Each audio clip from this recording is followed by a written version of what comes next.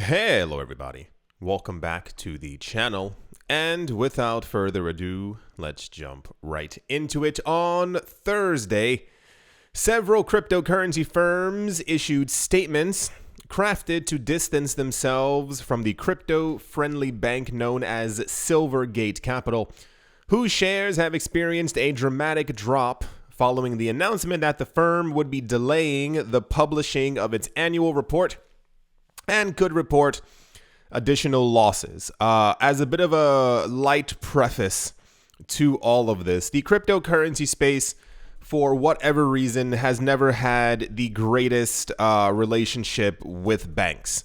The historical context for this is that cryptocurrencies are decentralized and therefore banks don't want to deal with them as they are not issued by any government or regulatory body, and therefore they should be stayed away from. I don't think that's even grammatically correct. On the other side, over the course of the last couple of years, there have been a number of real banks, created banks, digital banks that have entered the cryptocurrency space as kind of like a bit of relief for banks who wish to deal with cryptocurrency companies, Silvergate being one of them. You might remember a number of years ago, we had news that Charlie Lee, who is the creator of Litecoin, bought a 10% stake in a bank, and people were like, why would he do that? It has to do with the fact that, once again, years ago, there were banks who would not even touch crypto. I mean that in the most exact way. If you had money on Coinbase and you cashed out and sent that money from your Coinbase account to your local bank or whatever bank you were using, because the transaction had the word Coinbase in it, some banks would either freeze your account or shut your account down, claiming that you had done something illegal, that you were laundering money, whatever the excuse might have been. Over the last, I give it a good 5 years. And this is part of this is my personal opinion, what I'm saying right here. I've noticed that so much weird spending goes on within the cryptocurrency space, and I've mentioned this hundreds of times. Companies who are spending $50 million on a project that ends up going absolutely nowhere. Justin Sun spending $100 million on BitTorrent. He also spent another $35 million on something else. He spent several million on a lunch that he never ended up going to with Warren Buffett. All these really weird things. So the point that I'm trying to make, at least for this banking statement, is that when I say that we need actual unity within the cryptocurrency space, I don't mean a literal kumbaya. I think it's more of a minds coming together and figuring out what our problems are and then solving them. There are so many millionaires, 100 millionaires, billionaires within the cryptocurrency space who make sure that they take time to sit on pedestals themselves, on stages, at Davos, all these other events, to tell the world how rich that they are and how great cryptocurrencies are and how this is going to change the world. When they have the means themselves to change the world or to change the cryptocurrency industry for the better, but they never do. They simply just brag about, once again, how much money they have. If years ago we had a situation where Charlie Lee, Justin Sun, Mike Novogratz, and throw any other bucket of billionaires into the same exact room, and they had purchased their own bank, a legitimate bank, a mega bank in some sort of way, or even just a bank that, was completely owned by people within the cryptocurrency space, or just owned by them and financed by them, and you get the idea. We would have no issues when it comes to banks or looking for banks or having to find a bank that would want to work with us. But a lot of the news today, you're going to see a bit of a pattern. Years ago, now this is for the original people in crypto. One of the oldest sayings was they don't pay attention to you, then they make fun of you, and then they fight you, and then you win. We are currently in the they fight you phase, because the amount of the things that are happening aren't random. These aren't haphazard. These aren't just magically appearing. These are, and I dare not even use the term well coordinated, because they're very sloppy. But these are very coordinated attacks against the cryptocurrency space in an effort to make sure that a number of companies are discouraged from A, being in crypto, or B, wanting to do business in cryptocurrencies within the United States. The general reiteration is that you don't realize how much money is actually flowing through this space. I have discussions with my friends sometimes. Even if you think about how much money is flowing through the world, I think it's difficult for us to even imagine sometimes. If you look at some of the richest families on the planet, like look into it. Like this isn't tinfoil hat. This is just general knowledge. They own so much of the world that if the everyday average person actually found out, I think there would be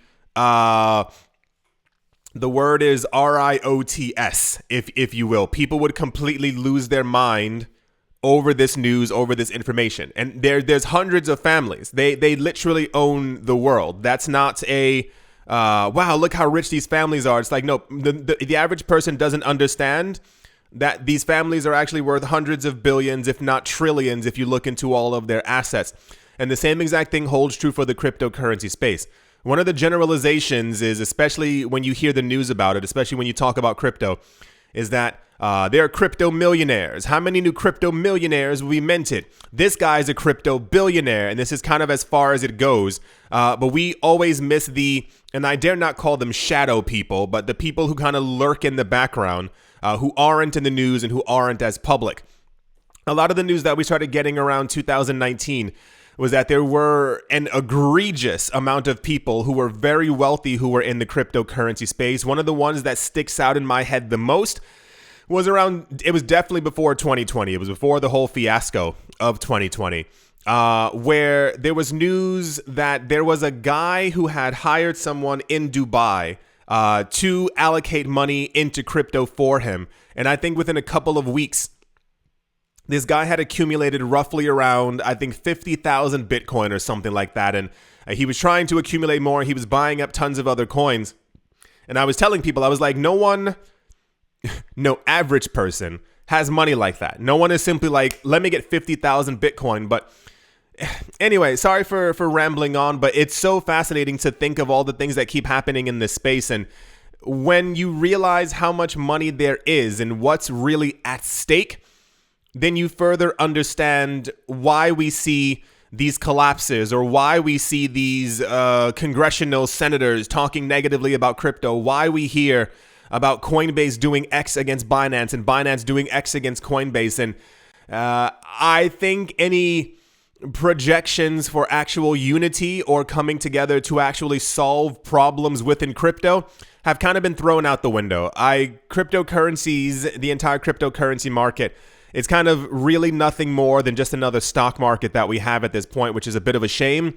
It is its own economy. It will grow on its own, but everyone's so greedy and forceful, trying to make sure that they step on the necks of everyone else who's in the industry, as opposed to just helping each other up. If we had all come together years ago, if Bitcoin maximalists hadn't spread lies that XRP was centralized, that it was controlled by banks, that you couldn't transfer it out, that all these other nonsensical things, all the lies that we had about Litecoin, the early lies about Ethereum when it was first coming out, that it was going to be the worst thing in the entire world, it would never work. Against all these other coins, we would have a very, very strong market. We would even have one that's not even influenced by the stock market. But when you let toxicity in and people make money from the toxicity, then you get FTXs, and then you get other things collapsing. And that's just kind of where we are. Sorry for the rant. It was supposed to be 30 seconds long, as I was just getting out the idea of banks, but as I've said before, something has to change, because this will continue to happen again, over and over and over. So now we're at the situation where Silvergate, which was supposed to be this end-all bank helping the cryptocurrency space, now apparently they're at fault for something and everyone is backing away from them. Recently, it was revealed that Coinbase, the biggest cryptocurrency exchange in the United States, had severed connections with Silvergate due to the latter's continuous regulatory issues. This was then followed by a declaration from another stablecoin issuer, Paxos, that it was also cutting ties with Silvergate as well. Meanwhile, significant organizations like Galaxy Digital, Gemini, and Bitstamp have all made public declarations declaring that they have broken ties with the previously critical partner, tying them to the traditional banking system.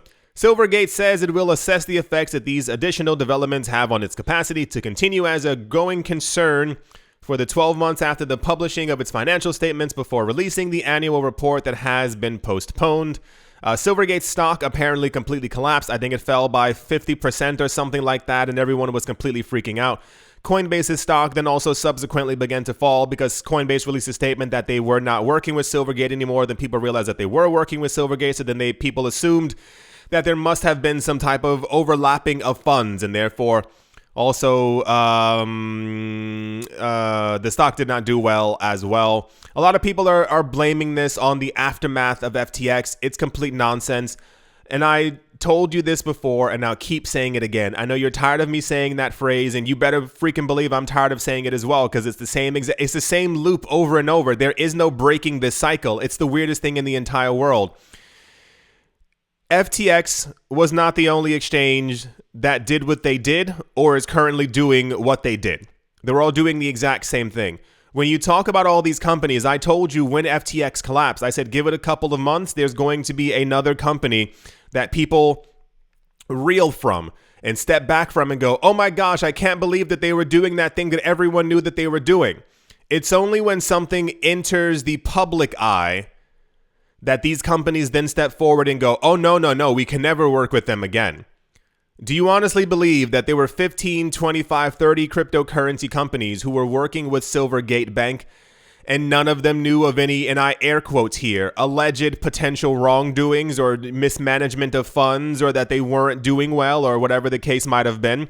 The usual happenings is that someone outside of crypto ends up finding some kind of information, they leak it to the public, and then everything begins to cascade, and all these companies go, oh no, we knew from the get-go.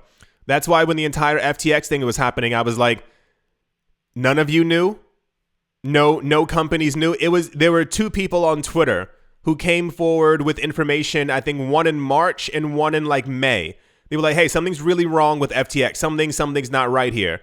And every other company stayed completely silent until October, November, when FTX began to collapse, and everyone was like, oh my gosh, yeah, we knew months ago. That's why when that guy, Anthony Scaramucci, came forward and he was like, yeah, no, we knew for a while. And it's like, you all knew that something was wrong, but none of you said it. It had to be normal people on Twitter who found the information first. Also directly into this as well, business intelligence firm MicroStrategy, stablecoin issuer Tether, and they both have now become the latest two firms to publicly deny any meaningful exposure to Silvergate Bank. The news comes after Silvergate announced on the 1st of March that it would be postponing the filing of its annual 10K financial report, which had many fearing that the cryptocurrency bank would be on the brink of bankruptcy. This led MicroStrategy, which has over 130,000 Bitcoin, to confirm that its Bitcoin collateral is not custodied with Silvergate. The Michael Saylor founded firm added that it will not need to pay back a loan from Silvergate until the Q1 of 2025, and that a bankruptcy or insolvency event wouldn't accelerate the loan repayment. And here's the tweet for it right here. So now we have everyone backing away very rapidly, saying, yeah, we never wanted to work with them, or working with them was terrible. We're probably going to keep hearing about this over the course of the next couple of days. For those of you who didn't get it, this is a news I missed. I'm still away, still traveling. I have a lot to do. Hello to all of you who are still watching. And as such, over the next couple of days, we will be hearing more about this. This is now the new FTX, if you will. It shouldn't be as bad, but people like to overextend and completely go insane for things that actually have no bearing on anything within the cryptocurrency market. So there are tons of other banks who are doing work or collaborations with cryptocurrency companies still. Silvergate was not the only one. There are many other options, but people will begin to announce this bankruptcy should have been avoided, and people will find some random mismanagement of funds, which may not have been an actual mismanagement. It's simply that they overlooked something. The SEC looks into it. You kind of get the idea. This is just one gigantic banana split for the SEC, because this is exactly what they're hoping for. They want discourse. They want things to fall apart.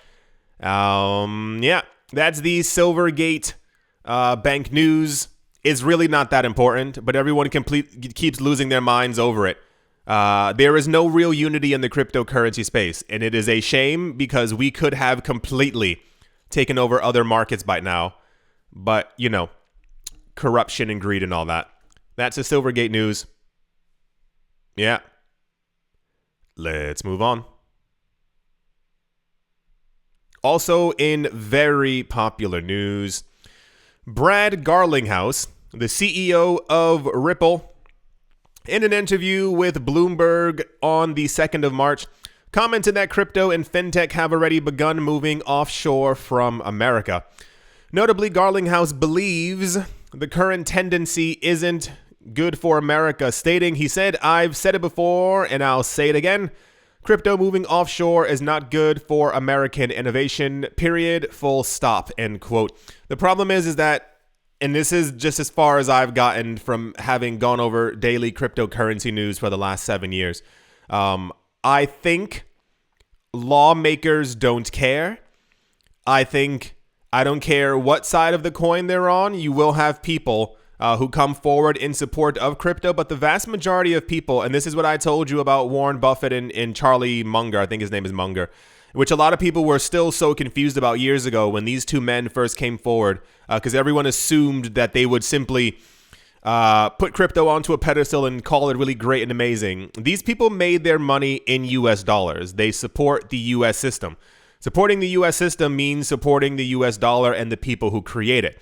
Anything that is created against or could potentially usurp the U.S. dollar is seen as an enemy, as a threat, as something you don't want within your borders. The people from Ripple have been saying this for a number of years, and I think they knew or had indications that the SEC probably didn't like them. And then when the lawsuit happened, they began to reiterate that they would simply leave the United States.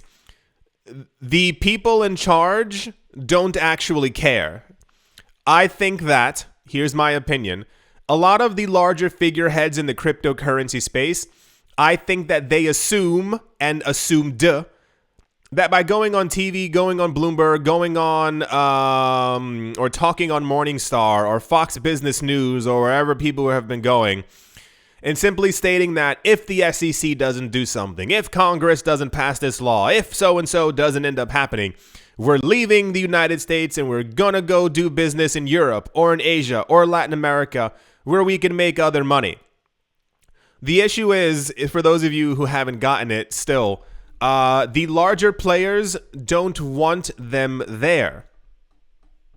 JP Morgan Chase and 3 other banks within the United States were already trying to make their own stablecoins. That's when we had news about JP Morgan coin, and we had rumors that Bank of America was also making a BOA coin. The idea that these companies would simply get up and leave and go somewhere else is great for Fidelity. It's great for BlackRock because they would be the kings of the cryptocurrency space, and they would be able to say like, well, they left, so we ended up winning. I think, I'm trying to figure out like a very nice way to say this. If things would have, I feel like any good regulation would have already happened within the United States. But because of, and it's not alleged, very outright corruption, even when it comes to the SEC, I think a lot of cryptocurrency firms in the long term, and I give that a 2 to 3 year period, will actually leave the United States. I think they'll continue to do well. I think there will be a period where they leave the US. The prices of their coins tank for 2 to 3 months and then eventually go back up when people realize that there are other countries on the planet. But this is just going to be, I've thought of it so many times. Imagine a world where the SEC in 2017 got 10 people together in an office and said, hey, in the next 15 days, make a framework for exactly what a company will need what they need to have and what their lawyers need to do if they're trying to file a physical Bitcoin ETF. And only when they've met the criteria of these 45 points, then they're able to actually launch one. And we know specifically, we can all look it up, it's public knowledge. We would all know exactly what a company would need to do and how much money they would need to have, how they would custody the coins, and then they would have a Bitcoin ETF. But none of that has happened since the last 10 years that companies have been trying to launch a Bitcoin ETF. Imagine if the SEC, in the middle of 2020, the beginning of 2021, took 10 people from the office and sat them down and said, hey, we need you to write a framework for exactly what constitutes something, a cryptocurrency or a blockchain, to be decentralized enough to be considered a commodity and therefore does not fall under our jurisdiction. Write 100 bullet points. Exactly what needs to happen, what needs to take place, what the coin has to do, how many nodes they have to have, how many validators they have to have, how many coins have to not rest with the company who made them. See, when I say it that way, it sounds completely logical. It's because that it is. But when you talk about the blatant things that the SEC has done, and then you have conversations constantly, like you have Ripple who's done this, you have the people from Coinbase. They've mentioned once or twice that they see a lot of money moving away from the States. You have even once, I think the Gemini twins were talking about it. They mentioned something along the lines of we need proper regulation within the U.S. because money will begin to move and the brain drain and all this other stuff. But I think if they really cared, that is to say the regulators, we would have gotten regulation a long time ago. But at least in my opinion, there's none of that happening anytime soon. Subsequent to the interview, Garlinghouse said the link to the interview via a Twitter thread on his official account, and here it is right here. Significantly, he referred to the lawsuit against the company filed by the SEC, noting that the latter has declared war against the entire crypto industry. They have. This is exactly what's going on. When you talk about all the happenings, like this isn't random. These things are taking place on purpose, trying to discourage people from getting into the market, crashing prices, telling everyone that it's terrible because they probably have plans. And when I say they, I mean the overlords, to take control over everything. They want to create their own stable coins that you then have to use. At that point, we will be told that stable coins are the greatest thing ever. You've noticed over the last 4 weeks how much stablecoin news that there is, how many times they're talking about how bad stablecoins are, how they won't fall under proper jurisdiction, how the current stablecoins that we have are far too decentralized, or people around the world can use them, and therefore they're not good and won't fit into the International Monetary Fund or the World Bank's view of what a stablecoin or a US dollar-based anything actually is. Do you think this is all random? No. Of course, this is all happening on purpose at the exact same time. Furthermore, he added that the SEC's accusation of Ripple wasn't exclusively about XRP, but it is directed to the whole industry, playing offensive and attacking the entire crypto space. In addition, he told that he is optimistic that Ripple Labs would achieve a favorable conclusion to its case with the SEC by the first half of 2023. He said, "Judges take however long the judges will take. We're optimistic that this will certainly be resolved in 2023 and maybe in the first half.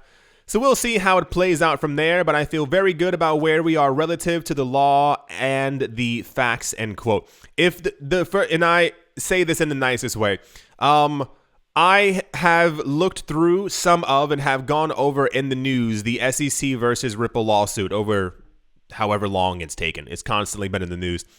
I hope that the judge gives a favorable ruling for Ripple, but I'm also quite confused as to why it is taking so long. I am not a judge. I do not plan on studying to be one. However, I will say, in the course of the last 2 years, going over this news at least 101 times, it is abundantly clear after multiple times that Ripple and the judge were asking the SEC for information, for paperwork, or for documents. I think at one point the SEC, what's the word? decided to not give the documents 6 times in a row to the judge. I feel like that should be an auto loss unless I'm missing something. If a judge or any whatever asks you for information and you say no once, that's a bit of a red flag. If you say no 3 times to something that is pertinent to the actual lawsuit, that's a gigantic red flag. If you say no 6 times, it's clear to me that you're lying, and therefore it automatically goes to the other people who have handed over every single document. So we've heard multiple times that this is supposed to be resolved this year. Once again, I'm not a judge, so I don't know. Maybe she's simply going through thousands of pieces of paperwork.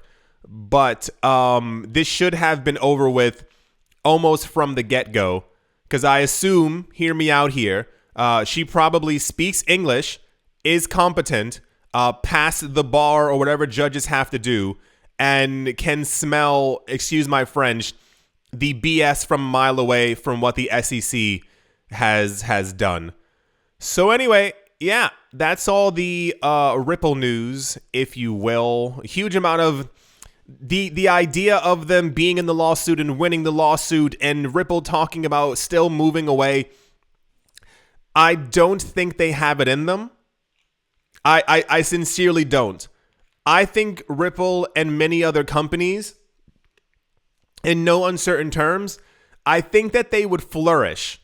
And I mean actually completely blossom and bloom in other countries, but they've spent years. And I think the last news that we had was that Ripple spent over $100 million on court fees dealing with this.